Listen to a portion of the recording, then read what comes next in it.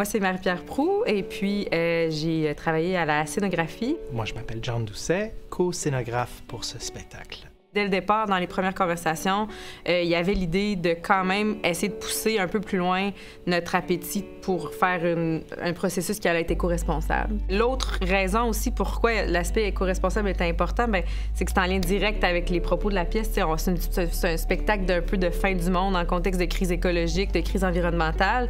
Et on a comme des personnages qui se bricolent une fête de fin du monde.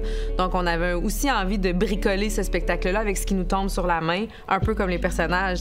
Pour vraiment avoir un décor éco-responsable, il y a certaines idées qui doivent être sacrifiées. Plusieurs des matériaux qu'on a utilisés pour ce qui est vraiment structure, c'est vraiment tout récupéré.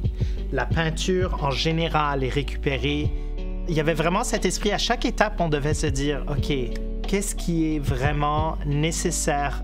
Il y a un tapis, est-ce qu'on voulait acheter un tapis neuf ou est-ce qu'il y avait moyen de récupérer des choses pour faire un tapis?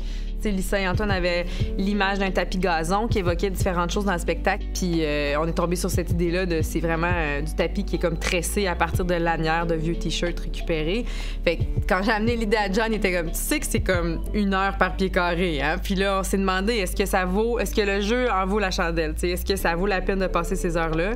Finalement, on s'est mis à plusieurs pour rendre ça possible. Mais oui, c'était des petites mains qui ont passé beaucoup de temps à faire des nœuds dans des t-shirts, tu sais. Incroyablement de temps juste sur ce tapis, mais il est vraiment beau. C'était toujours, en fait, de faire beaucoup d'exploration des sous-sols. Chez vous aussi, hein? Ben, c'est ça, oui. Il y a beaucoup de choses de nos sous-sols, des sous-sols des membres de l'équipe. On a fait, c'est sûr, des virées aussi de beaucoup de friperies. On a vraiment vidé les friperies de sacs de bananes et de verres en plastique. Il n'y a plus de sacs bananes, il y a plus, ni à Sudbury ni à Ottawa.